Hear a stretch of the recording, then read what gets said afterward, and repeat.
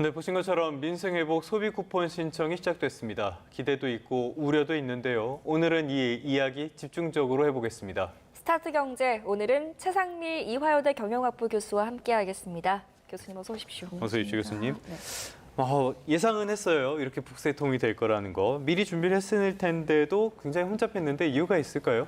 그 첫 번째 보면은 한꺼번에 몰렸잖아요. 네. 그래서 정책에 대한 인지도가 약간 부족했다. 그리고 이제 정보 전달도 부족했다. 이제 이런 지적이 이어지는데요. 이게 국민들이 신청할 때 어떤 사이트에서 신청해야 되는지 아직 몰라가지고 정부 사이트로 착각을 해서 행안부 홈페이지로 많이 몰렸다고 합니다. 그래서 거기도 지금 마비되는 해프닝이 어제 있었고요. 그다음에 카드사 시스템 자체가 이제 과부하가 걸린 것도 있습니다. 그래서 주요 카드사의 앱이 동시에 이제 접속 폭주로 먹통이 됐는데 이게 보면은 사전에 충분한 부하 테스트도 있어야 되는데 여기 이제 준비가 좀 없었고요. 그다음에 보면 실명 인증하고 본인 인증 쿠폰 신청 대상 확인이 동시에 이루어지니까 이게 병목 현상 때문에 그래서 이게 또 이제 다운되는 주요 요인이 됐고 그다음에 쿠폰을 현금이잖아요. 즉시 쓸 수 있으니까 이게 사실 보조금 성격이라 당장 빨리 받아서 빨리 쓰고 싶은 이제 국민들의 이런 또 심리가 작용을 했다 이렇게 보여집니다. 네.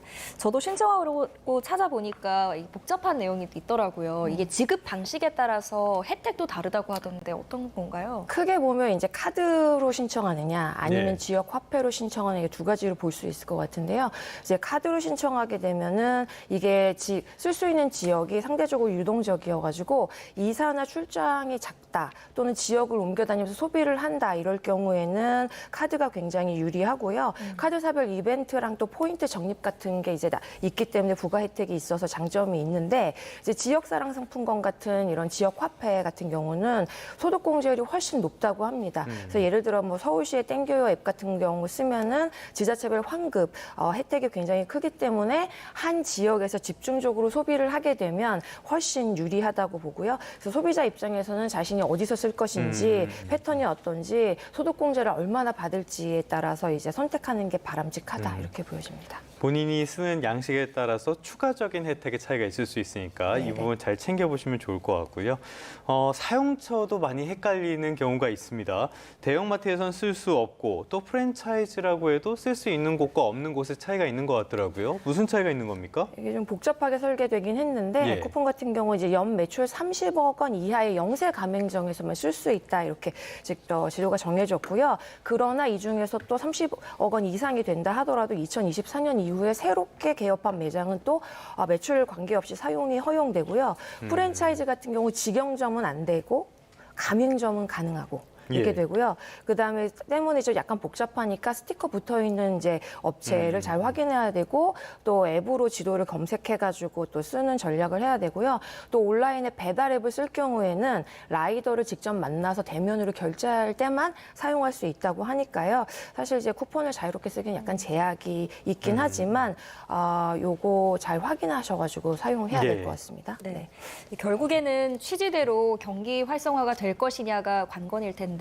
경제 전문가로서 보셨을 때 어떠실 것 같아요? 이게 이제 현금처럼 즉각적으로 사용할 수 있잖아요. 그래서 심리적인 관점에서 보면은 벌써 이제 심리는 시장에 작용됐다고 보이는데 이게 단기 소비 심리를 즉각적으로 자극하는 거여가지고 세금 가능한 이제 금액이 입금되는 만큼 이제 그 자영업자 측면에서는 즉각적인 매출 상승이 있을 거로 보여지거든요.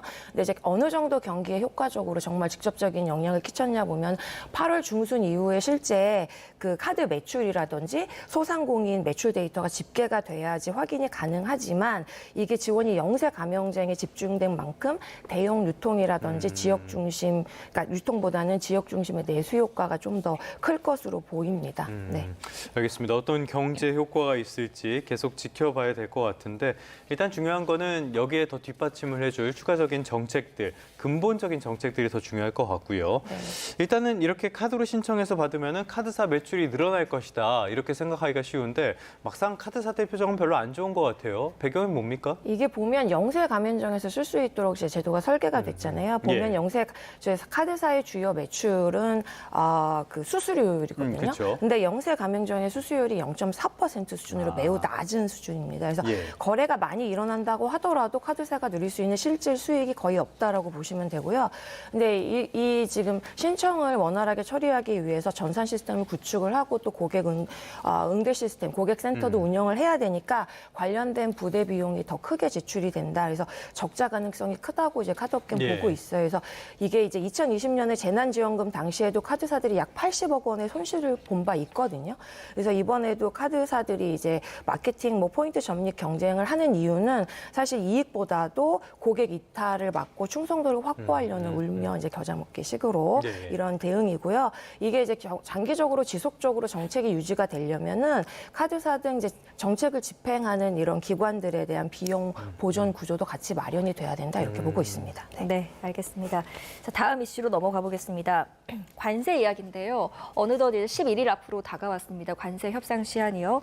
19% 미 재무장관이 이렇게 이야기를 했습니다. 타이밍보다 질 높은 합의를 기대한다. 이렇게 또 중요하다라고 생각한다면서 입장을 밝혔는데 이 말이 어떤 배경으로 봐야 됩니까? 이게 보기에는 이제 유화적인 메시지처럼 보이지만 아주 예. 전형적인 협상 전략이다 이렇게 이제 분석을 하고 있습니다. 그래서 말씀하신 대로 이게 관세 부과 시점을 늦추더라도 더 중요한 거는 원하는 조건이 충족돼야 된다 이렇게 해석을 하는 예. 게 맞는 것 같고요. 본인들이 원하는 조건이요. 그렇죠. 미국이 예. 원하는 조건을 맞춰야 된다는 뜻이죠. 그래서 상대국에 우리나라의 양보를 유도하라는 시간적인 전술이다. 그래서 이게 보면 관세라는 정치적 압박 수단은 유지를 하는데 예. 협상에서는 상대적으로 여유 있는 자세를 취함으로써 심리적으로 우위에 이제 있으려는 이러는 전략이라고 이제 해석이 되고요. 이게 이제 전형적으로 트럼프 대통령이 강경 발언을 정치적으로 이제 반복을 하고 예.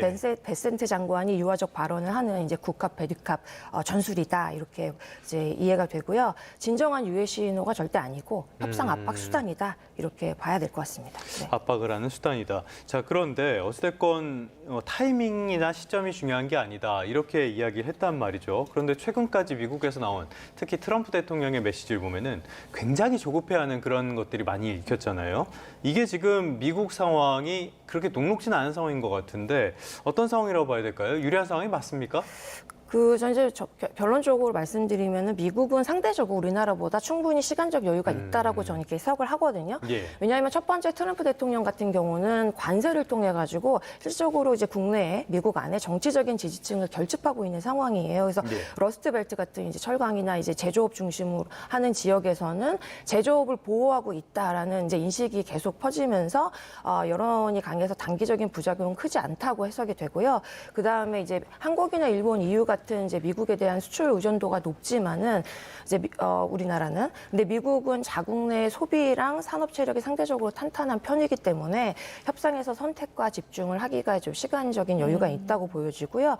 그다음에 미국 같은 경우는 고율 관세 위협하고 그다음에 조건부로 또 유예를 하고 양보하는 이 3단계 협상 패턴을 여러 차례 반복한 적이 있습니다. 그래서 네. 2018년에도 한국하고 협상할 때 철강 사례처럼 이제 양보를 유도하는 수순이라고 보여지고요. 그래서 시간 우위적인 측면에 있어서 상대적으로 우리나라보다는 우위에 있다 저는 이렇게 보고 있습니다. 네. 자, 이런 가운데 위성락 대통령실 국가안보실장이 미국을 다시 찾았습니다. 막판 협상을 하고 있을 텐데 어떻게 진행되고 있을 거라고 예상하세요?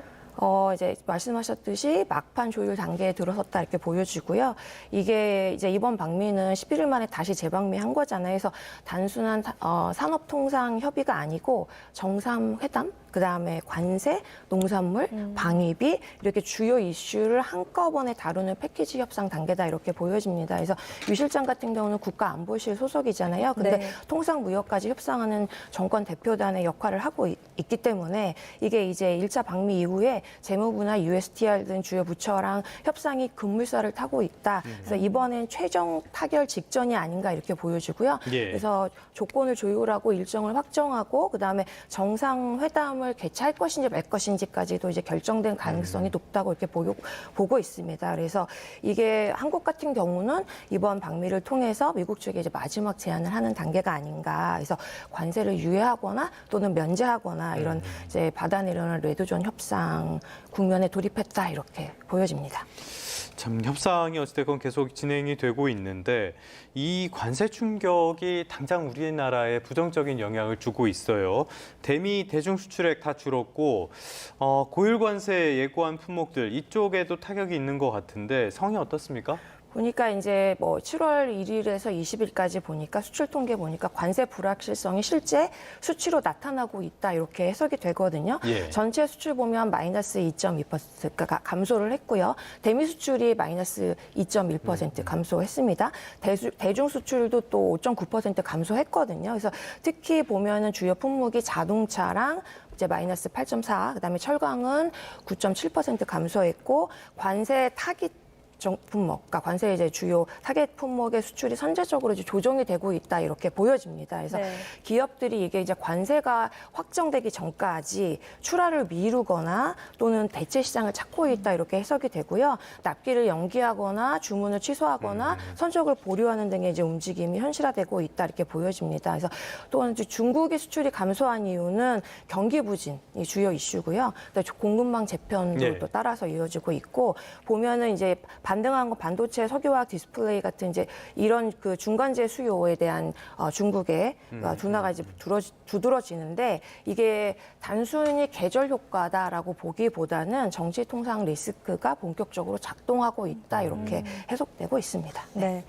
자, 이렇게 관세 정책을 내건 트럼프 대통령이 미국 내에서도 그렇게 지지를 받지 못하고 있는 것 같습니다. 취임 초와 비교해서 지금 취임한 지 6개월인데 지지율을 비교해 보니까 10% 넘게 하락을 했더라고요. 네네. 가장 큰 요인은 뭐라고 보세요? 이게 보니까 이제 관세 정책에 대해서 국민들이 미국 내 국민들이 굉장히 피로감을 예, 느끼고 예. 있다.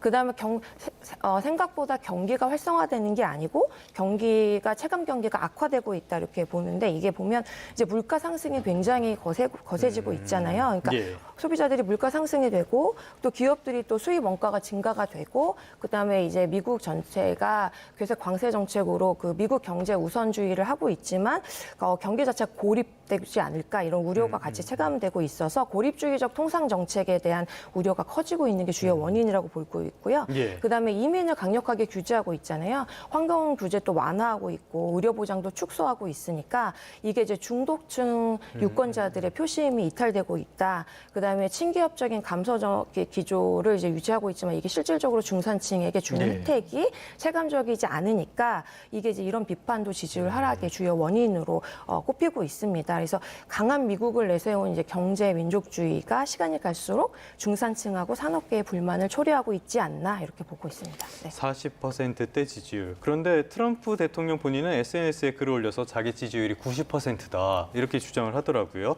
그래서 숫자를 읽을 줄 모르시나 이런 생각도 살짝 들었는데 네. 지금 시장에서는 이런 유행어가 등장을 했어요. 타코. 그렇죠. 이 유행어가 시장을 완전히 지배하고 있다라고 봐도 될 것 같은데 이게 무슨 뜻입니까? 이게 타코가 트럼프 always chickens out. 그러니까 항상 트럼프는 겁먹고 물러난다라는 네. 겁쟁이라는 뜻이거든요. 뜻이네요. 그죠, 겁쟁이죠. 강하게 막 말을 하고 있지만 결국 협상할 때는 후퇴한다. 그래서 이런 이제 트럼프식 외교를 비꼬는 표현입니다. 그래서 이 표현이 일방적으로 관세 부과에 대해서 강력하게 예고를 하고 네. 막판에는 상대국의 이제 양보를 또 끌어낸 다음에 유예하는 반복적인 이런 전략에 대해서 비판이 이어진 걸로 보이는데 CBS에서 이제 보면 여론 조사를 했는데 관세 정책에 대한 지지율이 40%에 불과합니다. 예. 반대는 무려 60%. 아. 네. 그러니까 이게 공화당 지지층 내부에서도 관세 정책의 실효성에 대해서 부작용이 크다. 회의론도 커지고 있다는 반증이라고 보면 되고요. 그래서 이 트럼프의 관세 정책이 더 이상 이제 정치적 무기자 레버리지로 통하지 않고 있다.